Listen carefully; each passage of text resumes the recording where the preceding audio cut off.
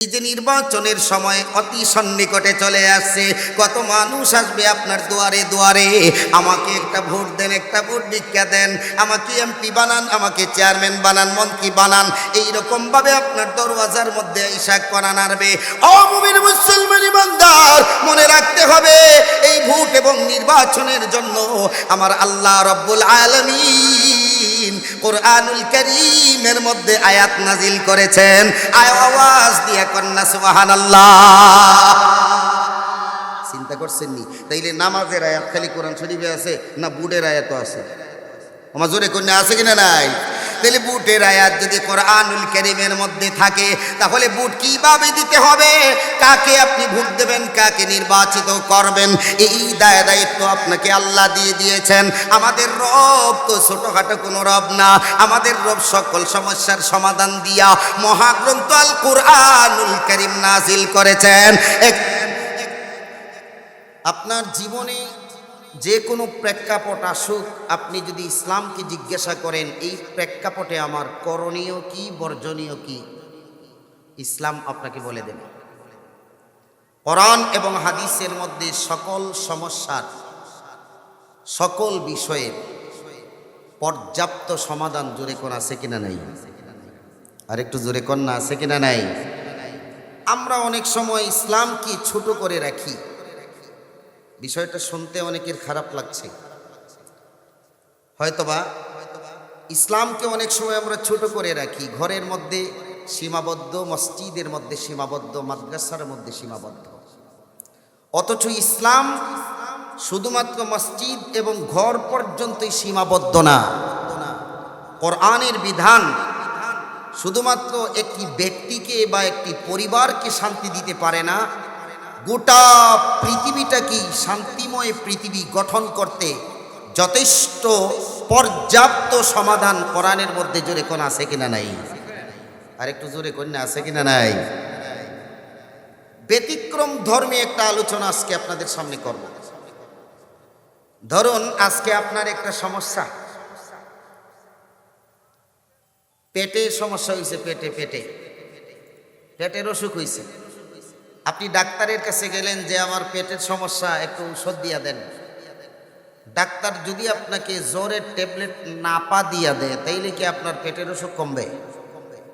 কথা কন্যা দিকে আপনারা কেন? ঔষধই তো। পেটের অসুখের ঔষধ মেট্রোনেরাজল, আর জ্বরের ঔষধ হইল নাপা। দুইটাই তো ঔষধ, তবে এক ঔষধে একটা কাজ দেয়, আরেকটা ঔষধে আরেকটা কাজ করে। এক এক সমস্যার এক একটা সমাধান। তো যে সময় আপনার পেটের অসুখ হবে, ওই সময় পেটের অসুখের ওষুধ আপনি খাইলেই না আপনার সমাধান হবে। যেই সময় আপনার জ্বর আসবে গায়ে, তখন যদি নাপা, হিস্টাসিন ইত্যাদি ইত্যাদি যদি আপনি খান, তাইলেই না আপনার জ্বর সারবে। এখন বর্তমান সময়ে আমাদের সামনে যে সমস্যাগুলো আসছে বা আসতেছে, এই সমস্যার সমাধানগুলো দরকার না আসমানের উপরের আর জমিনের নিচের ওয়াজ দরকার? কথা কন্যা দিকে আপনারা, বর্তমানটা দরকার না ভবিষ্যতে? বর্তমান যে পরিস্থিতি চলছে, যে পরিস্থিতি বিরাজ করছে, বর্তমান প্রেক্ষাপটের আলোকে ইসলাম আমাদেরকে কি দিক নির্দেশনা দিচ্ছে, সেই আলোকে কথা বলতে চাই। শুনতে রাজি আছেন তো ইনশাআল্লাহ? আর একটু আওয়াজ চাই, শুনতে রাজি আছেন ইনশাআল্লাহ? অনেকে মনে করে সমাজ এবং রাষ্ট্র ব্যবস্থা নিয়ে কথা বললে এটা মনে হয় কোরআন হাদিসের বাইরে। আসলে কি কোরআন হাদিসের বাইরে রাষ্ট্র?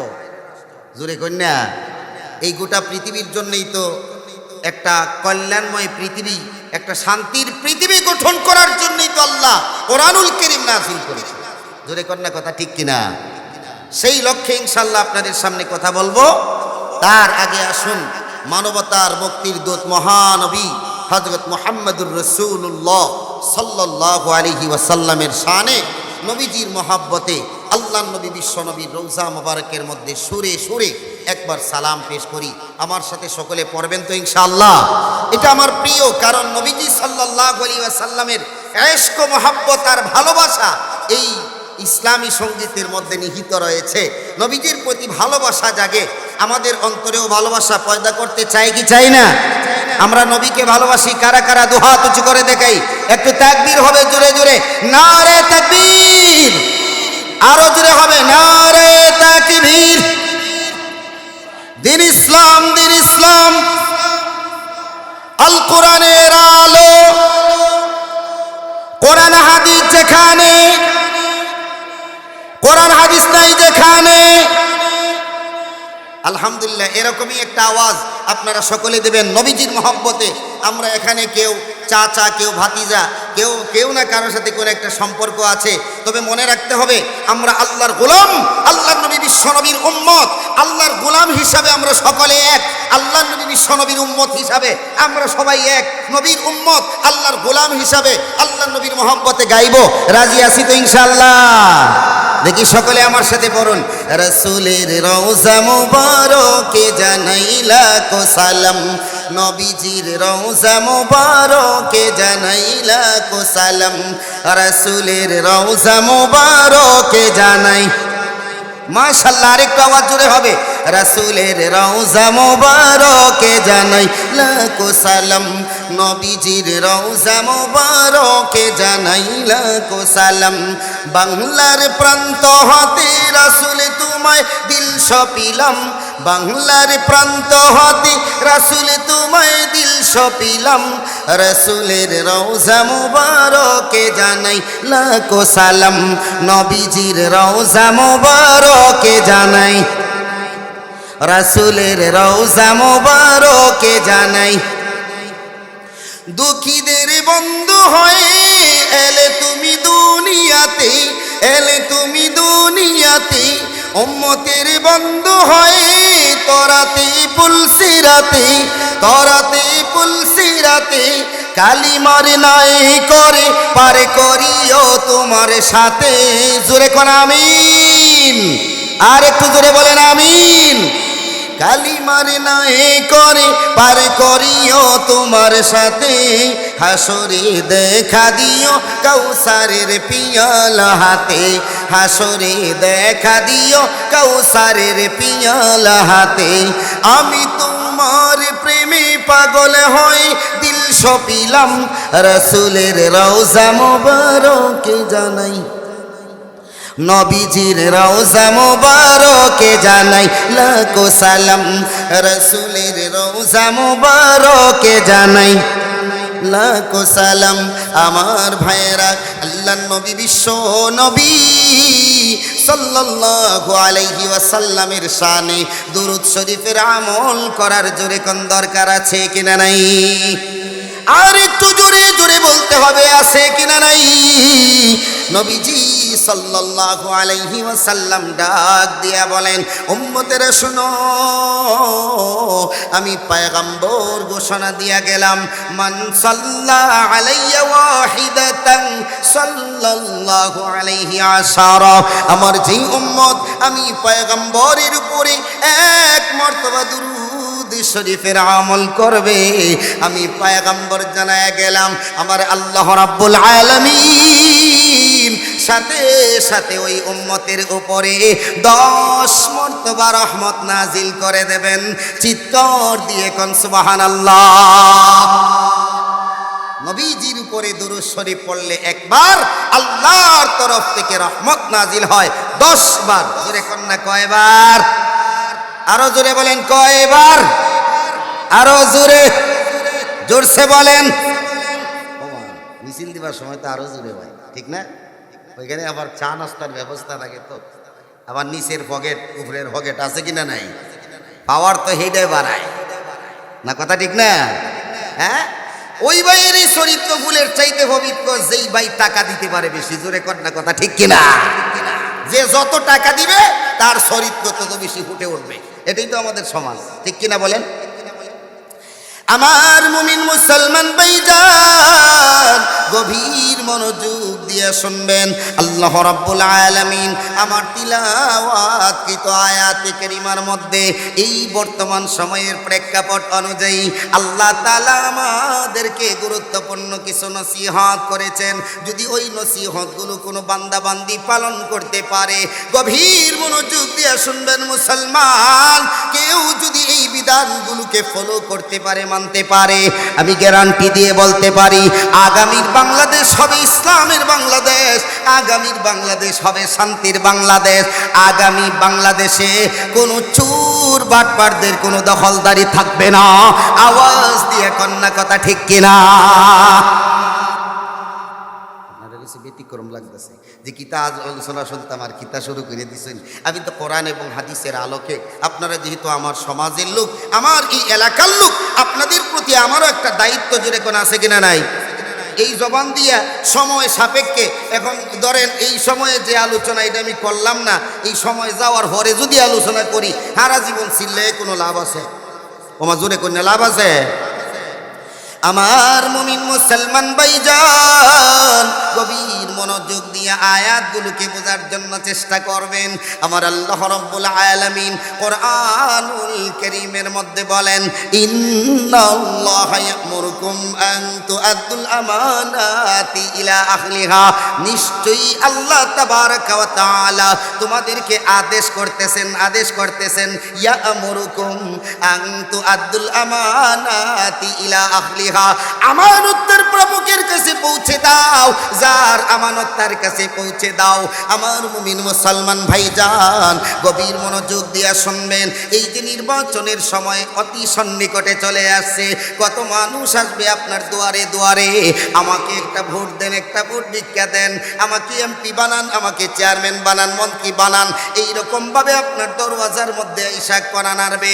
ও মুমিন মুসলমান ইমানদার, মনে রাখতে হবে এই ভোট এবং নির্বাচনের জন্য আমার আল্লাহ রাব্বুল আলামিন কোরআনুল কারীমের মধ্যে আয়াত নাজিল করেছেন।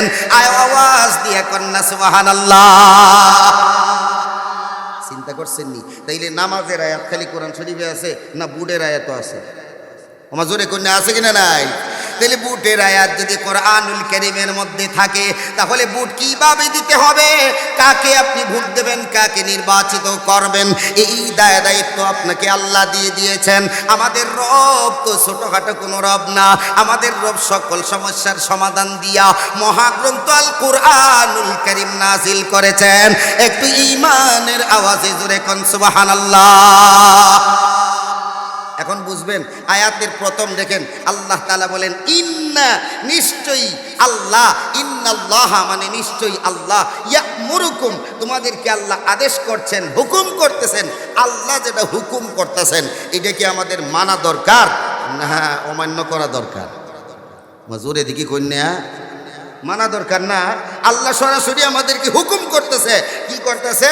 আন তুআদ্দুল আমানাতি ইলা আহলিহা, আমানতগুলোকে তার প্রাপকের কাছে পৌঁছে দাও। ধরেন আপনার কাছে একজন ৫,০০০ টাকা দিল, বলল তেরানগর পয়েন্টের মধ্যে আমার এক ভাই আছে, ওই ভাইয়ের দোকানের মধ্যে ৫,০০০ টাকা তুমি পৌঁছে দিবা, যেহেতু এদিকে যাচ্ছ। বলেন টাকাটা আপনার কাছে আমানত কিনা? আমার জোরে কন্যা, এইটার প্রাপ্যকে বা এটার মালিককে কে পাবে? তেরানগর পয়েন্টে যে আছে সে পাবে, কথা ঠিক কিনা? যার নাম বলছে সে পাবে। তাহলে সে হইল প্রাপক আর উনি হলো প্রেরক, আর আপনি হচ্ছেন বাহক। কথা বুঝেন নাই মনে হয়?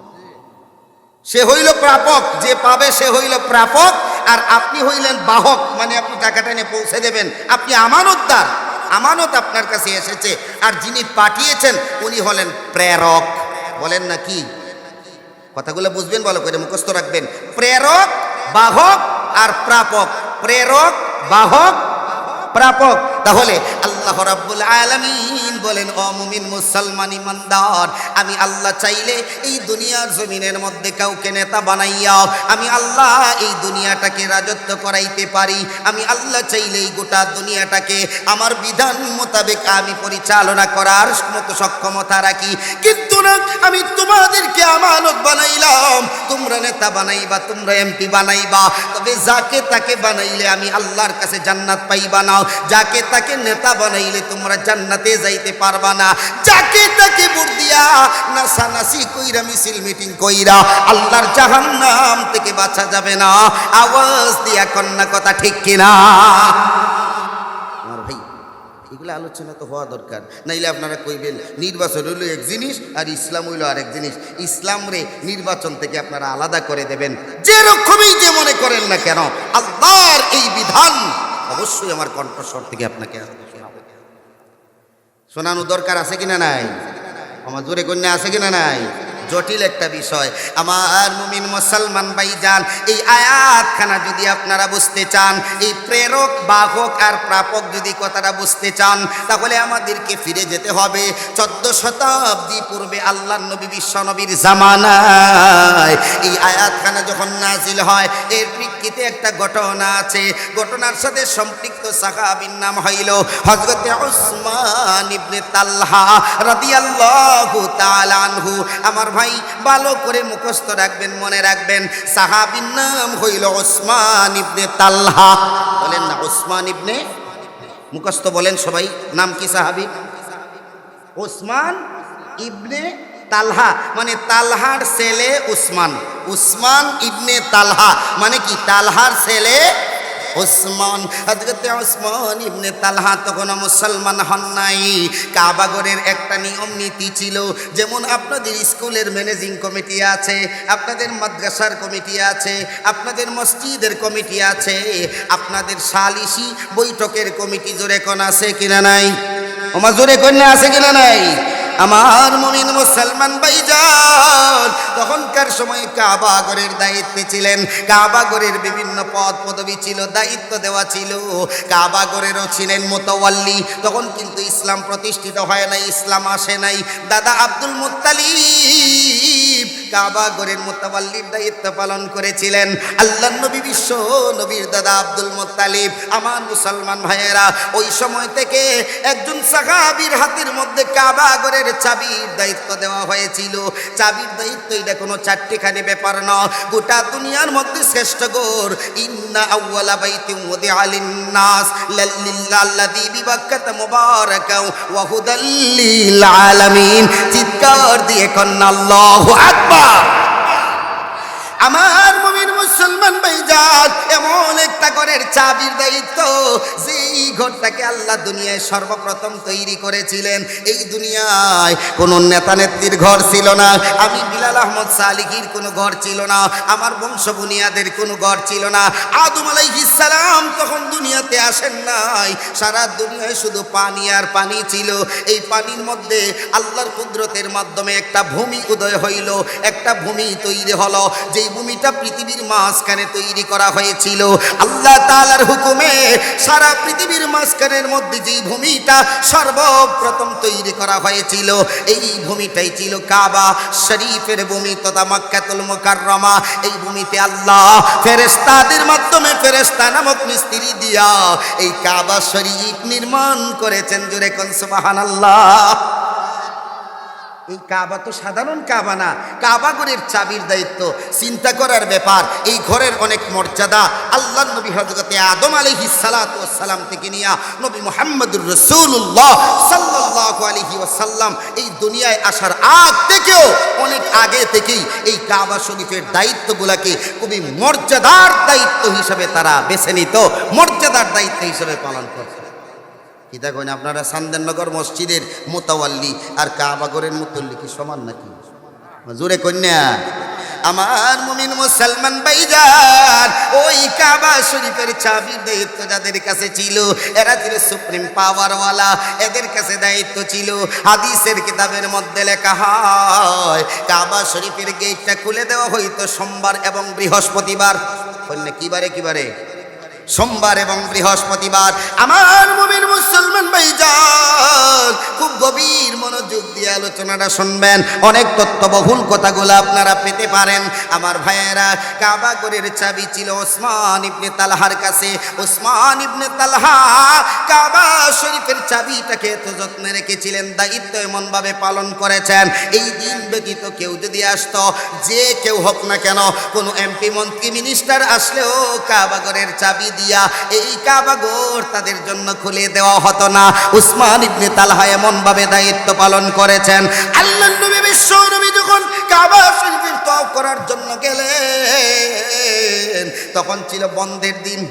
কন্যা কিসের দিন? বন্ধের দিন ছিল, মানে সোমবারও ছিল না, বৃহস্পতিবারও ছিল না, বন্ধ ছিল ঘোষণা। আল্লাহর নবী বিশ্ব নবী কাবা শরীফের সামনের মধ্যে যখন গেলেন, তখন ওসমান ইবনে তালহা কয়, না না, তোমার জন্য কাবা শরীফের গেট খুলে দেওয়া হবে না, এইটা সম্ভব না। মক্কার সমস্ত মানুষগুলা আমাকে দায়িত্ব দিয়েছে, আমি এই জিম্মাদারি সঠিকভাবে পালন করব। দায়িত্ব এমন একটা জিনিস, এমপি হইলেই শেষ না, এমপি হইলে লক্ষ লক্ষ মানুষের দায়িত্ব তার ঘাড়ে চেপে বসে। কাল কঠিন হাসরের ময়দানে প্রতিটা মানুষের অধিকার আদায় করছো কিনা, প্রত্যেকটা অধিকারের ব্যাপারে আমার আল্লাহর কাছে জোরে কোন জবাব দেওয়া লাগবে কি লাগবে না? একটু জোরে কোন না, লাগবে কি লাগবে না? ঢং নাকি? এই জন্য ইসলাম বলেছে চাইয়া পদ নেওয়া বা পদপ্রার্থী হওয়া এটা নিষেধ। তবে কোনো মন্দ লোক যদি মাঠে চলে আসে আর ভালো লোক যখন এইগুলা দেখেও তার উচিত হইল সামনে নিজেকে আত্মপ্রকাশ করা, যে আমি হইলাম তার চাইতে উত্তম আমানতের জিম্মাদারি পালন করার ক্ষেত্রে। আওয়াজ দিয়ে কন্যা কথা ঠিক কিনা? এটা ক্ষেত্র বিশেষে অনুমতি দিয়েছে, নতুবা চাইয়া কোনো সময় দায়িত্ব নেওয়া ঠিক আমার জুড়ে কন্যা। আমার মুমিন মুসলমান ভাইজান, ওসমান ইবনে তালহা রাদিয়াল্লাহু তাআলা আনহু কাবা ঘরের চাবির দায়িত্বে উনি আছেন, নবীজিকেও ঢুকতে দেয় না। কেমন চিন্তা করেন, কেমন মানুষ চিন্তা করেন, কেমন পাওয়ার। আল্লাহর নবী বিশ্ব নবী চুপ থেকে জর্জর করে পানির ফোঁটা করায় পড়ে। আরে এই কাবা ঘরটা তো নির্মাণ করেছিলেন আমার পিতা হযরত ইব্রাহিম আলাইহিস সালাতু ওয়াস সালাম, আর আমার ভাই হযরত ইসমাইল যাবিহুল্লাহ আলাইহিস সালাতু ওয়াস সালাম। আমার বাপদাদার গঠন করা এই কাবা ঘরে আল্লাহ তাআলার গোলামি করার জন্য আমি ঢুকতে পারবো না। এর চাইতে দুঃখ এবং কষ্টের বিষয় আর হইতে পারে না। আওয়াজ দিয়ে কন্যা কথা ঠিক কিনা? নবীজিকে ঢুকতে দেয় না। আল্লাহ নবী বিশ্ব নবী বললেন, হে উসমান, এমন একটা দিন সামনে আসবে, এমন একটা দিন সামনে আসবে, আসবে মানে আসবেই, যেই দিন আমি মুহাম্মদের হাতে এই কাবা ঘরের চাবি থাকবে। সেই দিন আমি যাকে ইচ্ছা তাকে দেওয়ার ক্ষমতা রাখবো। সেই দিন বেশি দূরে নয়। হে ইসলাম বিদ্বেষীরা, শুনে রাখো, আগামীর বাংলাদেশ আর কোন চোর বাটপারের জন্য এই আসনগুলা খোলা থাকবে না। সেই এমন একটা দিন সামনে আসছে, যেই দিন উলামায়ে কেরামের পর আর কোনো নির্যাতন হবে না। আগামী দিনে ইসলাম এবং মুসলমানদেরকে ক্ষমতায় নিয়ে আসার আওয়াজ দিয়ে কোন দরকার আছে কিনা না? আর একটু জোরে কন্যা আছে কিনা নাই? নবী বলেছিলেন কাবা ঘরের সামনে দাঁড়াইয়া, ও উসমান, কাবা ঘরের চাবি আমি নবী মুহাম্মদের হাতে আসবে, সেই দিন তুমি টের পাইবা। এবার উসমান মনে মনে চিন্তা করে, হায়রে, মুহাম্মদের অপর নাম তো হইল আল আমিন, ওনার হইল উপাধি, উনি বিশ্বস্ত। জিন্দিগিতে এমন কোন কথা বলেন নাই যেই কথা প্রতিফলন হয় নাই, যেইটা বলছে এইটাই ঘটছে। সুবহানাল্লাহ কন্যা। সুতরাং যেহেতু বলছে ওনার হাতে কাবা ঘরের চাবির দায়িত্ব চলে যাবে, চাবি চলে যাবে ওনার হাতে, তার মানে হলো একদিন অবশ্যই নবী মুহাম্মদুর রাসূলুল্লাহ সাল্লাল্লাহু আলাইহি ওয়াসাল্লাম এই কাবা ঘর নয়, শুধুমাত্র এই গোটা মক্কা নগরীটাকেই বিজয় করবেন। উসমান ইবনে তালহা বুঝে ফেললেন, সাথে সাথে মুসলমান হওয়ার জন্য মনে মনে নিয়ত করলেন, কিন্তু প্রকাশ করেন নাই। উনি ওনার বংশের মধ্যে গেলেন, যাওয়ার পরে বললেন, আমি মুসলমান হইতে চাই। বংশের লোকেরা কয়, সাবধান, মুহাম্মদের হাতে তোমরা কি হইবা না, মুসলমান হইবা না। আল্লাহর নবী বিশ্ব নবীর হাতে মুসলমান হইবা না। হে উসমান, সাবধান সাবধান, তোমাকে সমাজ থেকে বয়কট করে দেওয়া হবে। তুমি মুহাম্মদের পক্ষ ছেড়ে দাও, মুহাম্মদের হাতে কালেমা পইরা মুসলমান হইবা না। আমার মুমিন মুসলমান ভাইজান, উসমান ইবনে তালহার হৃদয়ে যদিও ইসলাম গ্রহণ করার তামান্না ছিল, কিন্তু মানুষের চাপাচাপির কারণে, মানুষের পীড়াপিড়ির কারণে, মানুষের নির্যাতন নিপীড়নের কারণে আল্লাহর নবী বিশ্ব নবীর হাতে হাত রাইখা উসমান ইবনে তালহা মুসলমান হতে পারে নাই। আমার মুসলমান ভাইয়েরা, একদিন আল্লাহর নবী বিশ্ব নবী সাল্লাল্লাহু আলাইহি ওয়াসাল্লাম দিন চলে আসলো, মক্কা নগরীর মধ্যে নবীজি ঢুকলেন। আল্লাহর নবী বিশ্ব নবী বীরের বেশে, সিপাহীর বেশে, বুকটাকে উঁচা কইরা যখন মক্কাতুল মুকাররমার মধ্যে ঢুকলেন, বাবরি চোল নিয়া যেন একজন মহাশাসক, মহাপরাক্রমশালী শাসক আসতেছেন। আমার ভাইয়েরা, ওই দিন আল্লাহর নবী বিশ্ব নবী কাবা ঘরের সামনে আসতেই হযরতে ওসমান ইবনে তালহা তার হাতে অটোমেটিক চাবি বুঝায়া দিলেন।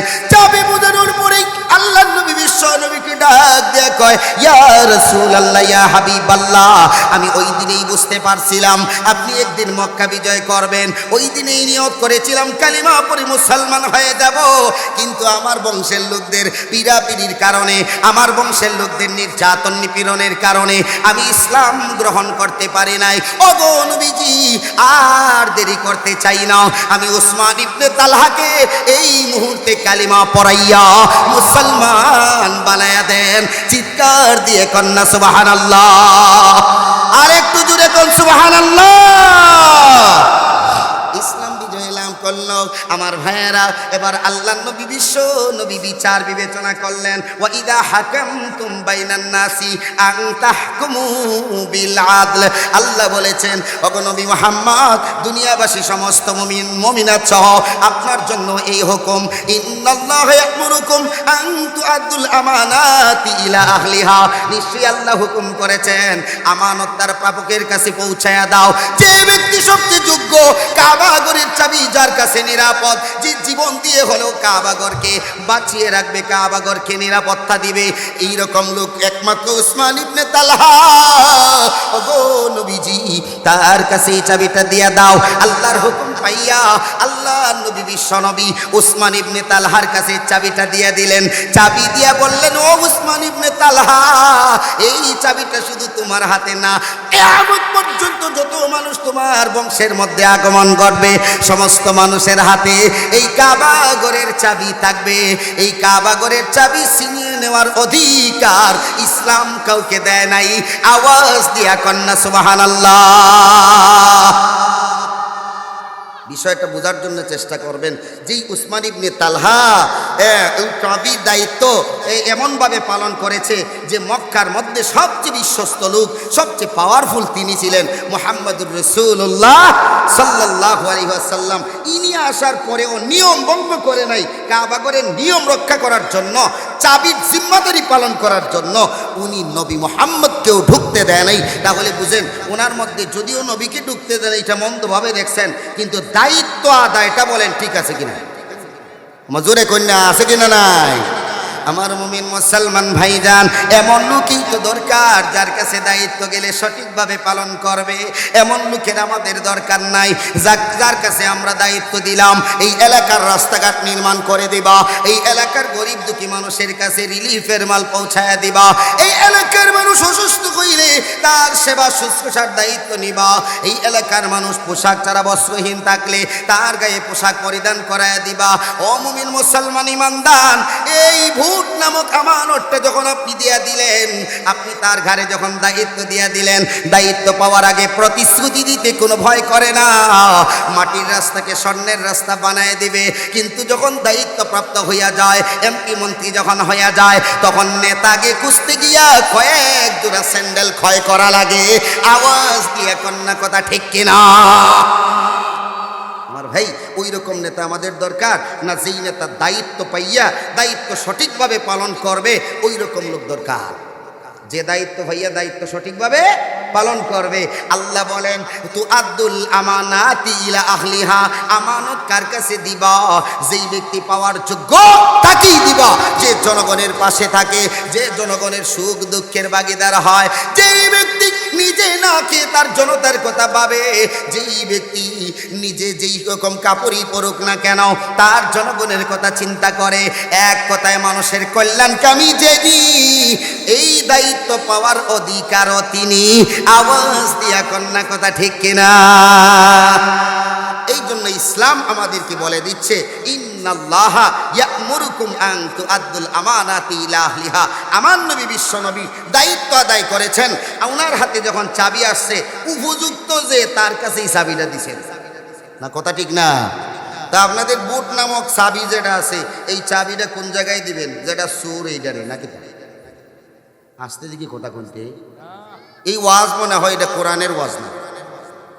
কিতা কইন আপনারা? এটা কোরআনের ওয়াজ না, এটা হাদিসের ওয়াজ না, এটা ওয়াজ না। এগুলা কিন্তু আমরা ওয়াজই মনে করি না, মনে করি এটি কিতা আশ্চর্যজনক কথা। ইলেকশন আইছে, আমরা এখন কামাই করার একটু টাইম হয়েছে, টাকা পয়সা কামাইমু, এই 15-16 বছর কামাইতে কথা বলছেন না ব্যাপারটা, অনেক কষ্টে আসলাম, এখন একটু কামাই রোজগার করে একটু ধনী হইমু, যে হুজুর এই ওয়াজ দিয়ে দিল তো মারার করে। আছে কিনা নাই? আমার মুমিন মুসলমান ভাইজান, মনে রাখবেন যেই সময় যেই ওয়াজ করার দরকার সেই সময় আমাদের সেই ওয়াজ করার দরকার। আওয়াজ দিয়ে এখন আছে কিনা নাই? ওই সময় এই ওয়াজই দরকার। কত মানুষ দেখবেন এখন মিছিল মিটিং, কত জনের আপনার গুণকীর্তন করবে, যেদিকে পয়সা পাবে বেশি সেই দিকে গুণকীর্তন করবে। কিন্তু আমাদের বুঝতে হবে ভোট কি, ভোট নামক আমানতটা কি, এটা কাকে আপনি দিবেন, কার কাছে আপনি অর্পণ করবেন। আপনারা চিন্তা করেন না ঝগড়া লাগাইবার লাগে এখানে আইসি না, আমি কাউকেই ভোট দেওয়ার জন্য বলবো না, শুধুমাত্র কি বৈশিষ্ট্য থাকলে তাকে ভোট দেওয়া যায় এই সম্পর্কে কথা বলবো ইনশাআল্লাহ। কথা বুঝছেন না ব্যাপারটা? ই ফাটিরও আমি ওয়ার্কারি করতাম আইসি না, এই ফাটিরও কোনো ওয়ার্কারি করতাম আইসি না। শুধু ইসলাম আমাদেরকে কি দিক নির্দেশনা দিয়েছে সেটা শোনানো আমাদের দায়িত্ব, আপনাদের বুঝে নেওয়া দায়িত্ব, আমল করার দায়িত্ব। আমল করবেন তো পরকালে প্রশ্ন থেকে বাইচা যাবেন, আমল করবেন না তো পরকালের জবাব দেওয়ার জন্য প্রস্তুত থাকার দরকার আছে কিনা নাই? ওমাজুরে কয় না আছে কিনা নাই? আলহামদুলিল্লাহ আপনারা সফল, আজকের মাহফিল সফল। এইখানে তিরফাল একটুও খালি নেই, কিছুতে চাই দেখুন না, একটু সারা মাহফিল ভরপুর হয়ে গেছে। কই এখানে তো টাকা পয়সা কিছুই নাই এখানে তো। হ্যাঁ মাশাল্লাহ মাশাল্লাহ, ইনশাল্লাহ আমরা সকলে একটু আগে আগে বসবো। আর ইনশাল্লাহ আলোচনা আপনাদের খারাপ লাগতেছে নাকি? দা একটা ব্যতিক্রমী আলোচনা, আপনাদের শোনা দরকার, বোঝা দরকার, আমল করার দরকার। ইনশাল্লাহ আলোচনা চলবে তো? সকলে বলেন চলবে কিনা? আমার মুমিন মুসলমান ভাইজান গভীর মনোযোগ দিয়া শুনবেন, বলবেন হুজুর আমি তাকায়া দেখি চারদিকে শুধু চোর বাটপার আর বদমাস, কাকে আমি ভালো মনে করব? একজন মানুষ দাঁড়াইছে, হেরে দেখতে ভালো মানুষ দেখা যায়, কিন্তু তার মধ্যেও বদ আখলাকি বিদ্যমান, তার মধ্যেও বাটপারি বিদ্যমান। আমার মুমিন মুসলমান ভাইজান গভীর মনোযোগ দিয়া শুনবেন, আরেকটা লোক দাঁড়াইছে, তার দাড়ি টুপি কিছুই নাই, কি করব আমরা, কাকে ভোট দেব? আরেকজন লোক দাঁড়াইছে, তার দাড়ি টুপি পাঞ্জাবি সবই আছে, তবে তার ব্যাপারে আমার একটু খটকা আছে, হেরে দিমু কি দিমু না, এইরকম বিভিন্ন চিন্তা দ্বারা আমাদের মনে বলেন ঘোরপাক খায় কি খায় না? অনেক মানুষ সিদ্ধান্ত নেয় যা ভোটই দিতাম, আমার কথা কই না, কি কয় ভোট দিতাম না। মনে রাখবেন যারা ভোট দেবে না তারাও জাহান্নামের আগুনে জ্বলতে হবে। স্পেশাল একটা তথ্য দিচ্ছি, আজকের আলোচনা পুরাটাই আপনারা নতুন নতুন কিছু তথ্য পাবেন। ভোট দেবেন না তো জাহান্নামের আগুনে আপনাকে জ্বলতে হবে। বলবেন এটা আবার কোনটার খবর? ভোট না দিলেও বলে জাহান্নামও যাইতে, এটা কি কোরআন হাদিস ছাড়া? আমার ভাই অ্যালাউন্স করার সময় বলছে যে কোরআন হাদিসের তথ্য দিয়েই আলোচনা করার জন্য যে স্পেশাল তথ্যগুলা দিব এগুলা কোরআন হাদিসের রেফারেন্সই ইনশাল্লাহ দিয়ে দিন। আপনারা খুশি নি? আমার জোরে কন্যা খুশি আছেন কিনা না? আমার মুমিন মুসলমান ভাইজান, তাহলে আসুন এবার আপনাদের সামনে যেই নেতাগুলো আসবে, যেই এমপি পদবা প্রার্থীগুলো আসবে, এই প্রার্থীগুলাকে আপনারা চোখের সামনে কল্পনায় সামনে উপস্থাপন করবেন। দেখবেন এক একটা লোকের মধ্যে কি কি বৈশিষ্ট্য আছে, কি কি নাই। যদি দেখেন একজন পাওয়ারফুল লোক, তবে সেই ব্যক্তিটার মধ্যে জুলুম করার অভ্যাস আমার জোরে কন্যা আছে কিনা নাই? একজন জালিম লোক, যদিও নির্বাচনের সময় আইসা পাক মুসল্লি এন্ডা সুরা হয়ে গেছে, মসজিদ ছাড়ে না, ক্ষেতের মধ্যে থেকে যদি একটা লোক কাদা মাটি নিয়ে আসে তারে বুকের মধ্যে জড়াইয়া ধরে, যদিও বাকি পিছনে যে দিনগুলা গেছে কোনোদিন জিগাইছে না, তোমার কথা কই না, কিন্তু ক্ষেত তাকিয়েছে একবার উঠতে গুফল লেতা সেনাল শরীরে লাগাইলেছে, হয় ভাই আসেন, হয় কি আপনার শরীর তো গায়ের মধ্যে তো ময়লা লেগে দিব, আরে ময়লা লাগলে লাগুক, আপনি আর আমি কিতা, আপনি আমি তো ভাই ভাই, তোমার জোরে কই না কথা ঠিক কিনা, ফাঁস করে আনলে পরে খবর নাই, ভাইয়ের কোনো খবর নাই। আমার মুমিন মুসলমান ভাইজান, এইরকম জালিম পর্যায়ের কিছু লোক দেখবেন ক্ষমতার মসনদে ওঠার জন্য নির্বাচনের সময় কত সুন্দর বুলি দিয়া আপনাদের সামনে এসে ভালো ভালো প্রতিশ্রুতি নিয়ে হাজির হয়ে যাবে। আমার মুমিন মুসলমান ভাইজান, গভীর মনোযোগ দিয়ে শুনবেন ও আমার এলাকার মা বোনেরা, খুবই গুরুত্বপূর্ণ কথা ভালো করে শুনে রাখবেন। ইসলাম আপনাকে ভোট দেওয়ার ব্যাপারে অধিক নির্দেশনা দিয়েছে। আমাদের ওয়াইজিনরা অনেকেই এই বিষয়গুলো আলোচনা করে না, তার মানে আলোচনা বাদ দিলাইতাম নাকি, তা তোমার কথা কই না, একবারে ক্লিয়ার কাট আলোচনা করব, পরিষ্কার কথা বলবো। আমার মুমিন মুসলমান ভাইজান, আল্লাহ নবী বিশ্ব নবী বলেন ইন্নান নাসা লারাউ যালিমা, তখন নিশ্চয়ই মানুষ যখন দেখবে কোন জালেম আপনাদের সামনে আসবে, জালেম জালেম জালেম যখন প্রার্থী হয়ে আসবে, এই জালেম প্রার্থী যখন আপনার সামনের মধ্যে এসে দণ্ডায়মান হবে, তখন আপনার জন্য উচিত হলো এই জালেমকে প্রতিহত করা। আওয়াজ দিয়ে কন্যা কথা ঠিক কিনা? ধরেন কারেন্টের বাজার, আপনার সামনে একজন লোক, সে তার ক্ষমতার দাপটে ক্ষমতার বলে আরেকটা লোকের থাপ্পড় মাইরা ঘুরাইয়া ফালাইয়া দিছে একবারে রাস্তার মধ্যে, কি কইন আপনার সময় দায়িত্ব কর্তব্য আছে কিনা নাই? ভালো কথার সাথে হা না কইেন, আপনার দায়িত্ব আছে কিনা নাই? দায়িত্ব কিটা খালি হোটেলে বসে বসে চা খাওয়া না কিটা না। ও মুমিন মুসলমান ইমানদার, একজন জালিম ব্যক্তি যখন আর একটা গরিব লোকের উপর থাপ্পড় বসাবে, তখন আপনার দায়িত্ব কর্তব্য হলো এই জালেমকে প্রতিহত করা, তাকে শায়েস্তা করা, আর এই মাজলুম লোকটাকে সহযোগিতা করাও। আমার মুমিন মুসলমান ভাইজান, যেমন আপনার চোখের সামনে হওয়া এই অন্যায়টাকে আপনি প্রতিহত করবেন, এটা কোরআন হাদিসের নির্দেশনা। ঠিক তেমনি ভাবে কোন জালেম লোক যদি ক্ষমতার মসনদে বসতে চায়, পদপ্রার্থী যদি হয়ে যায়, তাহলে আপনার আমার উচিত কিনা তাকে প্রতিহত করা?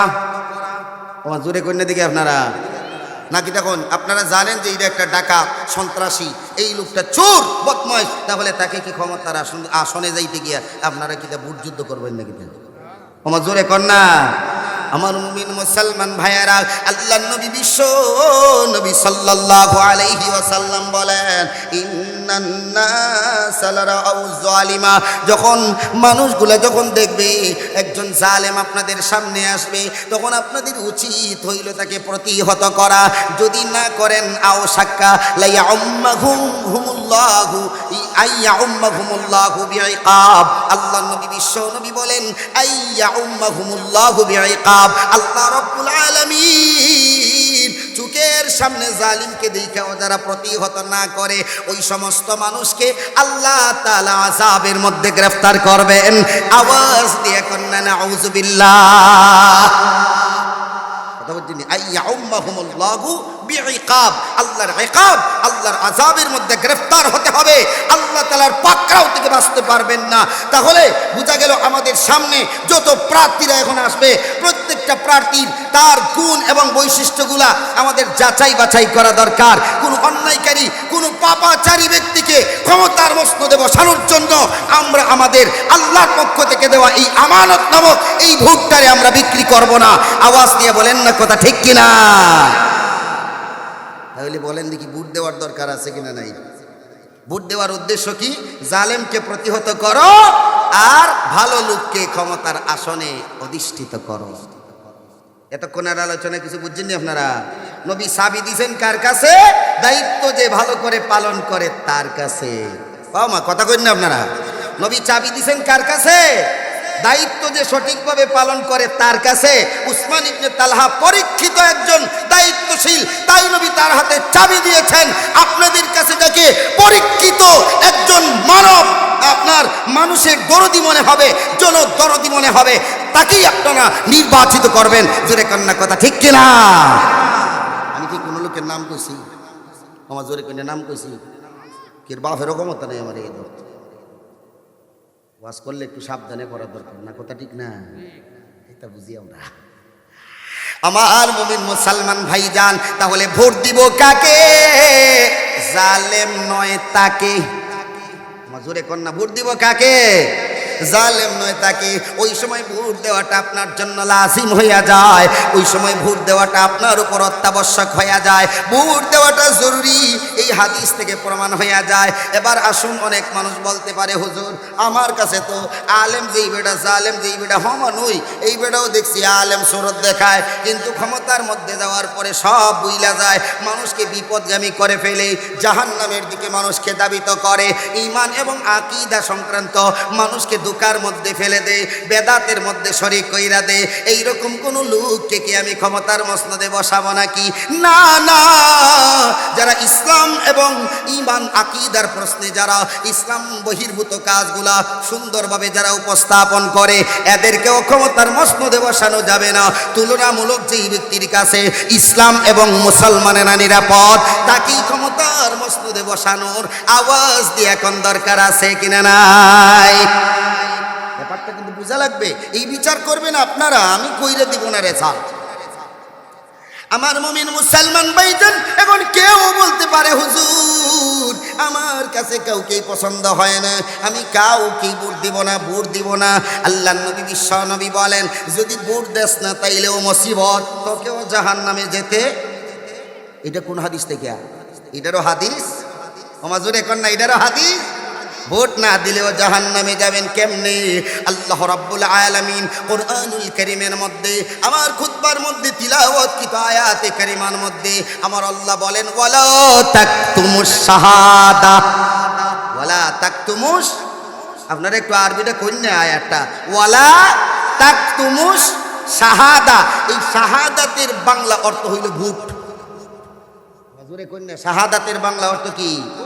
ভোট হইল চারটা বিষয়ের সমন্বয়, এর মধ্যে একটা হইল সাক্ষ্য প্রদান, এর মধ্যে একটা কি সাক্ষ্য, মানে আমি সাক্ষ্য দিচ্ছি যে এই লোকটা হইল এই আসনের এ দায়িত্ব পাওয়ার উপযুক্ত, এইটা মনে কইরে আপনি তাকে সাক্ষ্য দিলেন। ভোট দেওয়ার অর্থ হইল সাক্ষ্য দিলেন। ভোট দেওয়ার আরেকটা অর্থ হইল ওকিল নিযুক্ত করলেন, যে আমার উপর এই সমাজের যে দায়িত্ব, এই সমাজের দায়িত্ব পালন করার উপযুক্ত ব্যক্তি হইল উনি, ওনাকে আমি এই সমাজের দায়িত্বের উপযুক্ত বানায় দিলাম, এই হইল উকিল নিযুক্তকরণ। 3 নাম্বার বিষয় হইল সুপারিশকরণ, মানে কাউকে উপযুক্ত মনে করে, তার বেলায় আপনি সমাজকে সুপারিশ করলেন, ভাই আমি দিয়েছি ভোট, আপনিও তাকে ভোট দেন, কারণ লোকটা ভালো, লোকটা উপযুক্ত।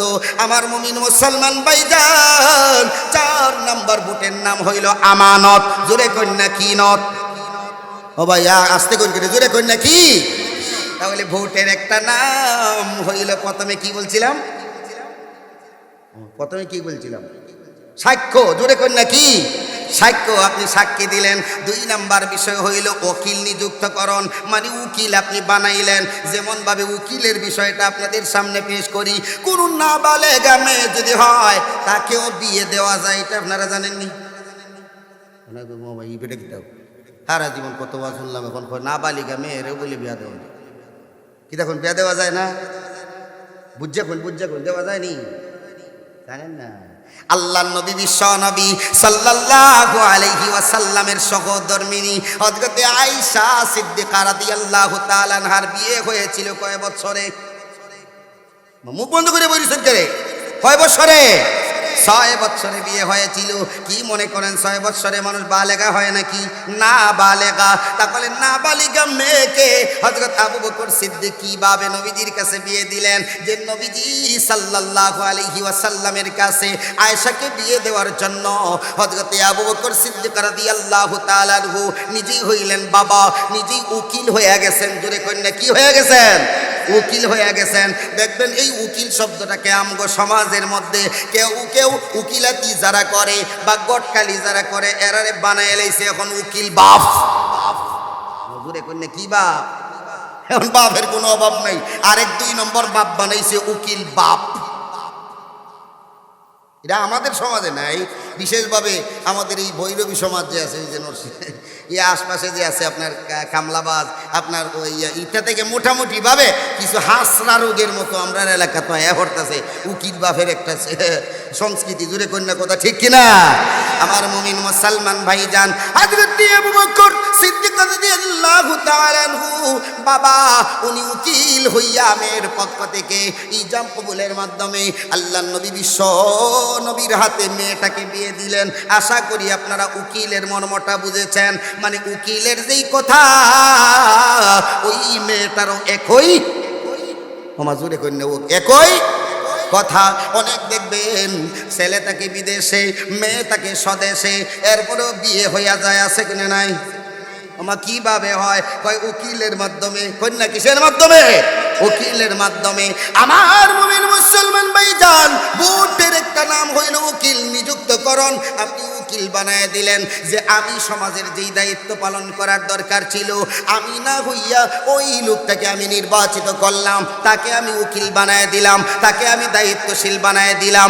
সে এই সমাজের সমস্ত মানুষের দুঃখ দুর্দশা লাঘব করবে। আওয়াজ দিয়া কন্যা কথা ঠিক কিনা? 3 নম্বর হইল সুপারিশকরণ। কি করণ? সুপারিশকরণ। এই বসো বসো, কথাগুলো মনোযোগ দিয়ে শোনেন, বলেন দরকারি কিনা কথাগুলা? জোরে কন্যা দরকারি কিনা? আমার মুমিন মুসলমান ভাইজান, 3 নম্বর বিষয় হইল সুপারিশকরণ, মানে সুপারিশ করা। এই সুপারিশ করার অর্থটা কি? একজন মানুষকে আপনারা মুতাওয়াল্লি বানাইবেন, দেখবেন সর্বপ্রথম একজনে কয় আব্দুল গফুরের সভাপতি বানাও, আছে কিনা নাই? এবার ডাক দিয়ে আরেকজনে কয় আমি একমত, আমি কি তাকেই বানানো হোক। আরেকজনে কয় আমিও একমত। ওই যে বাকিগুলা যে উনাকেই বানানো হোক, এইগুলা হলো সুপারিশ। জোরে কন্যা কি রিস? আরে জোরে কন্যা কি রিস? সুপারিশ। সকলেই সুপারিশ করলো অমুক ভাইকে আপনি সভাপতি বানান, মুতাওয়াল্লি বানান। তাহলে বোঝা গেল ভোট হইল একটা সুপারিশ। আপনি নেতাকে নির্বাচন করার জন্য ভোট দিলেন, মানে তার জন্য আপনি সুপারিশ করলেন। আমার মুমিন মুসলমান ভাইজান, 4 নম্বর বিষয় হইল আমানত। আমার আল্লাহ রাব্বুল আলামিন বলেন এই ভোট হইল একটা আমানত। আমানত কি? এই জনসাধারণের মধ্যে সুনামগঞ্জ 1 আসনের এই প্রত্যেকটা ভূমির জন্য, প্রতিটা মানুষের জন্য, হাসপাতালের জন্য, এমনকি মানুষের যত দুর্ভোগ হতে পারে সকল দুর্ভোগ দূর করার জন্য যে সামগ্রীগুলো দরকার, সমস্ত সামগ্রী আছে সরকারের কাছে। সরকারের কাছ থেকে এই সামগ্রী আইনা জনগণের মধ্যে বিলাইয়া দেওয়ার জন্য আপনি তার কাছে এই দায়িত্ব নামক আমানতটা আপনি বুঝাইয়া দিলেন। ও মুমিন মুসলমান ইমানদার, আপনাদের কাছে বলতে চাই এই আমানত নামক ভোটটা কি কোনো চোর বাটপারকে দেওয়া যায়নি? আমার জোরে কন্যা দেওয়া যায়নি। ভালো করে বুঝার চেষ্টা করবেন। তাহলে বুটের 4টা নাম। জোরে কন্যা বুটের কয়টা নাম? 1 নাম্বার বলেন সাক্ষ্য। 1 নাম্বার কি? 2 নাম্বার উকিল। বলেন না 2 নাম্বার কি? উকিল নিযুক্তকরণ। 3 নাম্বার সুপারিশকরণ। জোরে কন্যা কি করণ? সুপারিশকরণ। 4 নাম্বার হইল আমানত। আমার মুমিন মুসলমান ভাইজান, এখন অনেকে বলতে পারেন হুজুর আমি ভোট দেব না, ভোটের দিন ঘুমাইমু। এমন অনেক মানুষ আছে, তাদের বেলায় খবর আছে। তাদের বেলায় কি আছে? আল্লাহ ডাক দিয়া কয় ওয়ালা তাকতুমুশ শাহাদা, তুমি তোমার ভোটকে লুকাইবা না, তুমি তোমার ভোটকে গোপন রাখবা না। ও মুমিন মুসলমান ইমানদার, যদি সাক্ষ্যকে গোপন করে দাও, আল্লাহ রাব্বুল আলামিন বলেন ওয়া মান ইয়াকতুমহা ফা ইন্নাহু আতিম কলবু। আল্লাহ রাব্বুল আলামিন যেই ব্যক্তি সাক্ষ্যকে গোপন করে, ভোটকে গোপন করে, ভোট না দিয়া করে লেপের ভিতরে শুয়ে থাকে, আমার মুমিন মুসলমান ভাইজান, আল্লাহ রাব্বুল আলামিন বলেন ওই লোকের কলবটাকে আল্লাহ পাপ দিয়া ভরপুর করে দেবেন। আওয়াজ দিয়া কন্না নাউযুবিল্লাহ। আপনারা কইবেন আমি বুট দিলাম না বালা মনে কইরা, যে এইগুলারে বুট দিয়ে কোনো লাভ নাই। এখন বুট না দেখে আরো হাফ নিলাম, কারণটা কি? এটা বোঝার দরকার আছে কিনা নাই? যারা মনোযোগ দিয়ে কথাগুলা শুনতেছেন, আগামীকাল যদি আমি মারা যাই, কোরআন হাদিসের এই কথাগুলা আপনি মানুষের কাছে পৌঁছাবেন। ওয়াদা করেন, পৌঁছাবেন ইনশাআল্লাহ। এই কথাগুলো আপনি পৌঁছাবেন। আল্লাহ তাআলা বলেন ফা ইন্নাহু আতিম কলবু, তার অন্তরটাকে আমি পাপে ভরে দেব, পাপ পূর্ণ করে দেব অন্তর। কিভাবে অন্তর পাপ পূর্ণ হবে? আমার মুমিন মুসলমান ভাইজান, এই চুর বাটপাটদের দেশের মধ্যে কিছু তুলনামূলক ভালো লোক আছে কিনা নাই? কথা কই না, মন্দের মধ্যে ভালো আছে কিনা নাই? এখন একবারে জিবরাইল মিকাইল এরকম ফেরেশতা পাইবেন। মন্দের মধ্যে ভালো লোক আছে আমার ভাইয়েরা, 4-5 জন প্রার্থী আছে। এদের মধ্যে একটা হইল চোর, তবে হ্যাঁ সকলের ঘরে চুরি করে না। এইটা শেষকা চোর, পুকুর চুরি করে, আর কোনো চুরি করে না। আরেকটা চোর আছে যেই চোরটা ব্যাংক চুরি করে। বাংলাদেশের আর্তমানবতার মানে মানুষের টাকাগুলা লুটপাট কইরা কলমের খোসা দিয়ে খায়া ফেলে। বলেন দেখি কোন চোর বেশি ঘাতক? যেটা কলম দিয়া, হ্যাঁ কলম দিয়ে যেটা কোটি কোটি টাকা মাইরা লায়, এইটা হলো সবচেয়ে বড় ঘাতক। তাইলে 2 চোরের মধ্যেও একটা তুলনামূলক ভালো আছে কিনা নাই? আমি কোনটা বুঝাইতে পারছি, বুঝছেন না? মনে হয় বুঝাইতে চাইতেছি কোনটা। আমার মুমিন মুসলমান ভাইজান, ভালো লোকের মধ্যে যেমন তুলনামূলক উত্তম লোক আছে, ভালো লোক আছে, ঠিক তেমনি ভাবে মন্দ লোকের মধ্যেও কিছুটা মন্দের ভালো লোক আছে কিনা নাই? আপনার এই ভোট না দেওয়ার কারণে যদি আপনার এলাকার কোনো মন্দ লোক নির্বাচিত হয়ে যায়, আপনি তো ভোটটাকে গোপন করলেন। আল্লাহ তাআলা বলেন এই ভোট গোপন করার কারণে, ভোট না দেওয়ার কারণে একটা মন্দ লোক নির্বাচিত হয়ে গেল। এই মন্দ লোক নির্বাচিত হওয়ার কারণে যত অন্যায় করবে, অনাচার করবে, যত মাল সম্পদ লুটপাট করে খাবে, সকল পাপের বোঝা যেই লোক ভোট দেয় নাই তার ঘাড়ে গিয়া ছাপবে। আওয়াজ দিয়া কন্যা নাউজুবিল্লাহ। এখন বুঝছেন নি কিছু কিভাবে পাপে পূর্ণ হয়? তাইলে আপনি কোন দেখি সকলের পাপ যে আপনার উপরে গেল, আপনি ভোট দিলেন না, এতে কি আপনি জান্নাতি না জাহান্নামী? ওমা, তাইলে তো ভোট না দেওয়ারও লস হইল। ভোট না দিয়ে কি হইল? আমার মুমিন মুসলমান ভাইজান, আল্লাহর নবী বিশ্ব নবীর জলিলুল কদর সাহাবী হযরতে আবু হুরায়রা রাদিয়াল্লাহু তাআলা আনহু থেকে বর্ণিত একখানা হাদিস। আল্লাহর নবী বিশ্ব নবীর সাহাবী আবু হুরায়রা রাদিয়াল্লাহু তাআলা আনহু বলেন, মান কাতামা শাহাদাতান, মান কাতামা শাহাদাতান, মান কাতামা শাহাদাতান, যেই ব্যক্তি ভোটকে লুকায়, মধুরে কন্যা ভোটকে কি করে? লোকায়, তার মানে গোপন করে রাখে, নিজের ভোট নিজে দেয় না, ভালো লোককে নির্বাচিত করে না। ওই সমস্ত লোকের জন্য হযরতে আবু হুরায়রা বলেন, নবীজি বলেছেন যেই ব্যক্তি ভোট নামক সাক্ষ্যকে যে লুকাইলো, আল্লাহর নবী বিশ্ব নবী বলেন ইদা দুইয়া ইলাইহা, যখন তাকে ভোট দেওয়ার জন্য ডাক দেওয়া হলো, 12 তারিখের নির্বাচন, খুবই গুরুত্বপূর্ণ নির্বাচন। এই নির্বাচনের মধ্যে ভালো লোককে নির্বাচিত করা আমাদের দায়িত্ব। যখন ঘোষণা আসলো, আপনি ঘরের মধ্যে শুয়ে থাকলেন, ভালো লোকগুলাকে আপনি নির্বাচিত করলেন না, আপনার ভোটকে আপনি ঘরের ভিতরে লুকায় রাখলেন। নবীজির সাহাবী হযরত আবু হুরায়রা বলেন, আল্লাহর নবী বিশ্ব নবী বলেছেন, মান কাতামা শাহাদাতান ইদা দুইয়া ইলাইহা, যখন তাকে ভোট দেওয়ার জন্য ডাকা হলো আর সে চুপিচাপি বসে থাকলো, ভোট দিল না, ওই ব্যক্তির কেমন গুনাহ, কেমন গুনাহ, ফাহুয়া কামান শাহিদা বিজুর। আল্লাহর নবী বিশ্ব নবী বলেন, ওই লোকটা এমন যেমন সে মিথ্যা সাক্ষী দিল। জোরে কন্যা কি সাক্ষী দিল? মিথ্যা সাক্ষী দিল। তার মানে ভালো লোককে নির্বাচন করে নাই, ঘরের মধ্যে লুকায়িত ছিল। তার মানে আল্লাহর নবী বিশ্ব নবী বলেন, সে যেমন কোনো পাপাচারীকে ভোট দিয়ে দিল, তার মানে তার ভোটটা কম হওয়ার কারণে ভালো লোক নির্বাচিত হইল না, তার ভোটটা কম হওয়ার কারণে মন্দ লোক নির্বাচিত হয়ে গেল। তাহলে তার সাক্ষ্যটা যদিও দেয় নাই, কিন্তু পরোক্ষভাবে তার সাক্ষীটা দেওয়া হয়ে গেছে, ভোট দেওয়া হয়ে গেছে। কারণ মন্দ লোক তার একটা ভোট না হওয়ার কারণে ভালো লোকে মন্দ লোকটা নির্বাচন, সে মিথ্যা সাক্ষ্য প্রদান করলো। এই জন্য তাকে আল্লাহর তৈরি জাহান্নামেরা করে জ্বলতে হবে। আওয়াজ দিয়ে কন্যা কথা ঠিক কিনা? বলেন দেখি আলোচনা গুরুত্বপূর্ণ কিনা? আওয়াজ দিয়ে কন্যা গুরুত্বপূর্ণ কিনা? কোরআন হাদিসের রেফারেন্স আছে কিনা নাই? আমার মুমিন মুসলমান ভাইজান, এবার আসেন, আপনি এই ভোট নামক আমানতটা যদি না দেন, তাহলে জাহান্নামের আগুনের মধ্যে আপনাকে জ্বলতে হবে। আমার মুমিন মুসলমান ভাইজান, এবার আসেন, আপনি কাকে নির্বাচন করবেন? ভোট দিতে তো হবে, এইটা বুঝলেন নাকি? ভোট যে দেওয়া লাগবে এটা বুঝছেন কিনা? কোরআন হাদিস অনুযায়ী আল্লাহ তাআলা যেহেতু বলেছেন তোমরা শাহাদাতকে গোপন করো না, সাক্ষ্যকে গোপন করো না, ভোটকে তোমরা গোপন করো না, নবীও বলেছেন ভোটকে গোপন করলে মিথ্যাবাদীকেই আপনার এটা প্রমোট করা হলো, একজন জালিম লোককেই আপনি পরোক্ষভাবে ভোট দিয়ে দিলেন, তাকে নির্বাচিত করলেন। বলেন ভোট না দেওয়ার মধ্যে গুনাহ আছে কিনা নাই? আবার ভোট দেওয়ার মধ্যেও গুনাহ আছে কিনা নাই? কোনো মন্দ লোককে যদি আপনি ভোট দেন তাহলে গুনাহ হবে কিনা? তাইলে বুড়া বুড়ি আইছে, আনন্দের কিছু নাই, আল্লাহকে ভয় করার বিষয়। এই যুবক ভাইরা বসেন না, কথাগুলো বোঝা দরকার, বোঝা দরকার।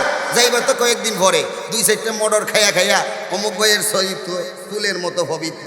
হ্যাঁ, হ্যাঁ যেমন আর কি হ্যাঁ তেমন, দুইটার সাথে মিল্লা গেছে। এখন টাকা পয়সারও কিছু আদান প্রদান হয়েছে। এখন দেখবেন মিছিলের কি ভার, বাপরে মাজুরে কন্যা, কথা ঠিক কিনা? আলোচনাটা মনোযোগ দিয়ে শুনবেন। ও মুমিন মুসলমান ইমানদার, আপনাদের কাছে জানতে চাই, তাহলে ভালো লোককে নির্বাচন করার জোরে কোন দরকার আছে কিনা নাই? এই ভোটাভুটি শুধুমাত্র যে ইলেকশনের সময় তা না, বরং আপনার সমাজের ক্ষেত্রেও মসজিদের কমিটি যখন আপনারা নির্বাচন করেন, মসজিদ কমিটির মুতওয়াল্লি যখন আপনারা বানান, তখনও একটা বুড়াবুড়ি হয় কি হয় না? মজুরে কন্যা হয় কি হয় না? যদি না হইয়াও থাকে এখন থেকে হবে, কারণ সরকারের একটা নির্দেশনা আসছে, আপনারা হয়তো জানেন না। প্রতিটা মসজিদের ইমাম মুয়াজ্জিন এবং যারা খাদেম আছে ওনাদের বেতনের নির্ধারিত একটা স্কেল চলে আসছে।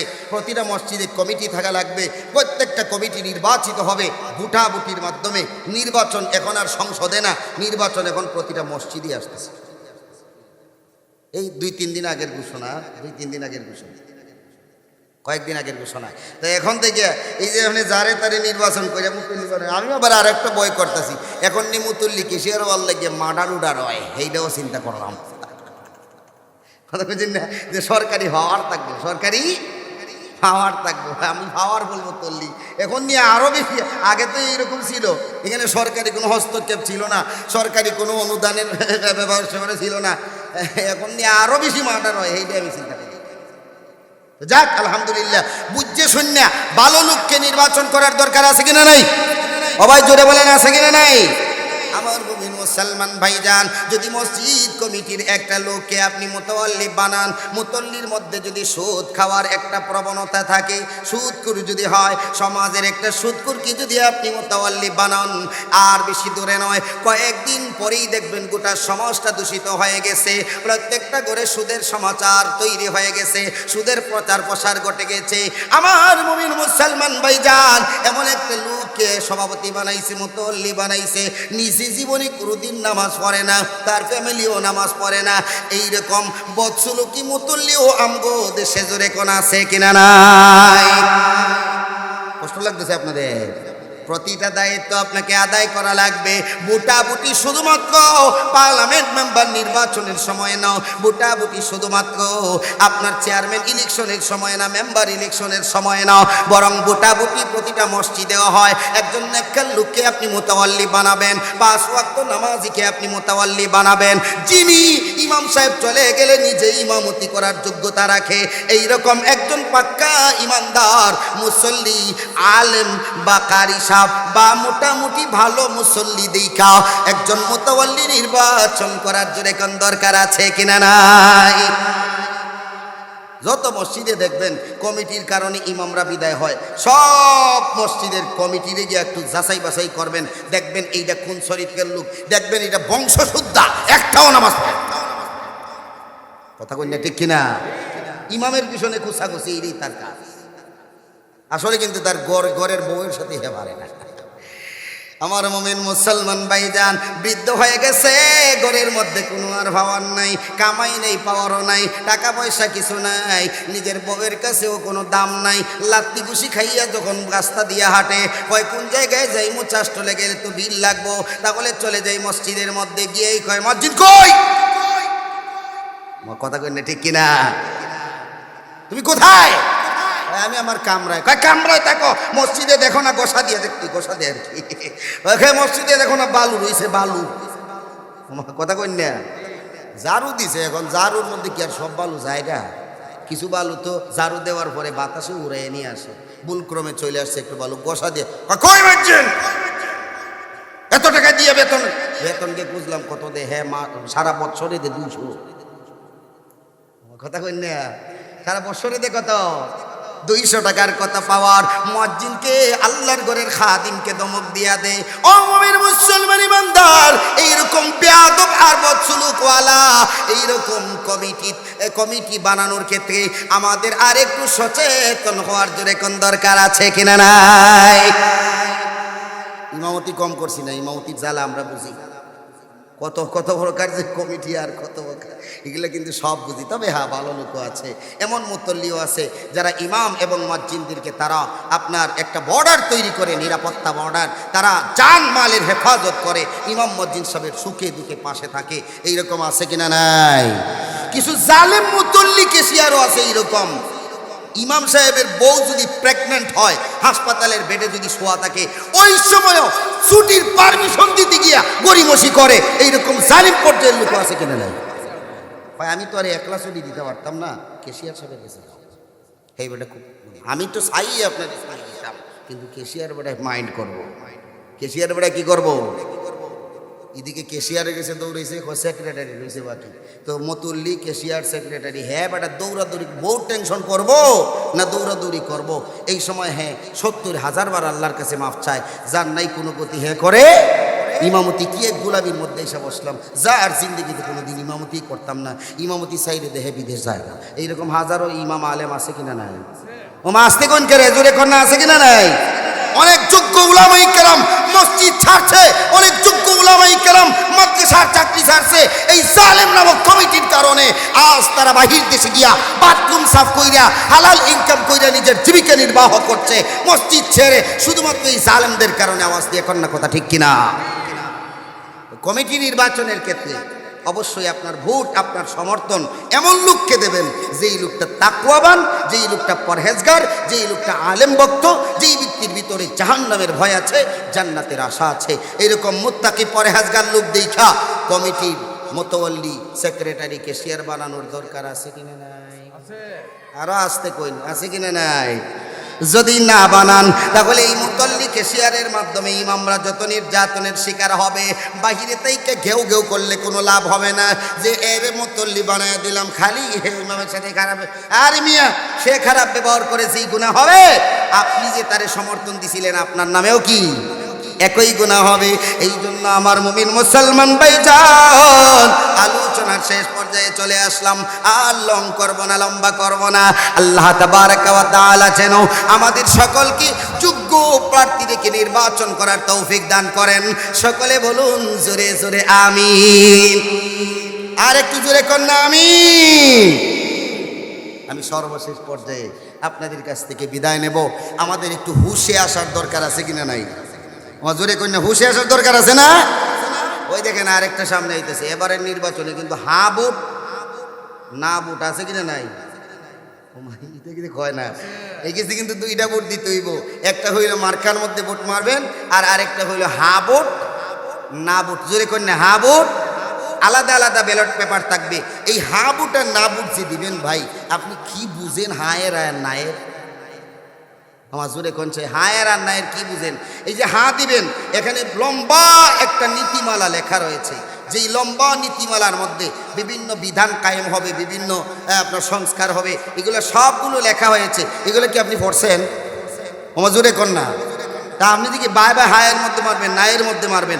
আমি বলবো যে এই হা বুট না বুট দেওয়ার আগে, এই নির্বাচন আনার আগে যারা দেশের উপরস্থ কর্মকর্তা আছে তাদের উচিত ছিল প্রত্যেকটা মানুষকে হা বুট এবং না বুট কি শর্তে দিবে বা কি প্রেক্ষাপট অনুযায়ী দিবে, এই প্রেক্ষাপটটা বুঝিয়ে দেওয়া। জোরে কন্যা কথা ঠিক কিনা? তবে আমি একটা কথা কই, এই হা বুট না বুট যে নীতিমালাগুলো লেখা হয়েছে, এর মধ্যে সব নীতিমালাই হয়েছে, তবে আমি বিসমিল্লাহ খুঁজে পাইছি। গুছা হয়েছেন নাকি তা আপনারা? কি পাইছে না খুঁজে? বিসমিল্লাহ খুঁজে পাইছি। আছে না? আগে সংসদে ছিল না, সংবিধানে আল্লাহর উপর আস্থা ও বিশ্বাস ছিল কিনা? ছিল। এখানে বিসমিল্লাহ পাইছি না, তবে আরো ভালো ভালো কথা আছে, ভালো কিছু দিক নির্দেশনা আছে। আবার ইসলামের দৃষ্টিতে কিছু মন্দ দিকও আছে। এই জন্য দেশের মানুষ অনেকেই আছে হায়ের পক্ষে, অনেকেই নায়ের পক্ষে। তবে আমি কোনোটাই বলবো না, কারণ আমি ফেসও করতাম চাই না। আপনারা আমি কইতেছি, আমি তো জানিও না, বুঝিও না। আর আপনারা এটা ভালো করে পড়বেন, বুঝবেন, তারপরে হায়ের মধ্যে মারবেন, পছন্দ না হইলে নায়ের মধ্যে মারবেন, এটা আপনাদের দায়িত্ব।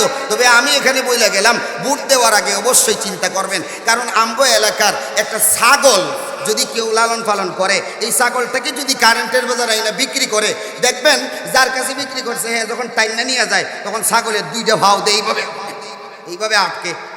আমার কথা কই না, কথা কই না। একটা গরু আপনি বিক্রি করবেন, তার মালিককে চাইলে যখন একটা গরু আরেকটা মালিকের কাছে যায়,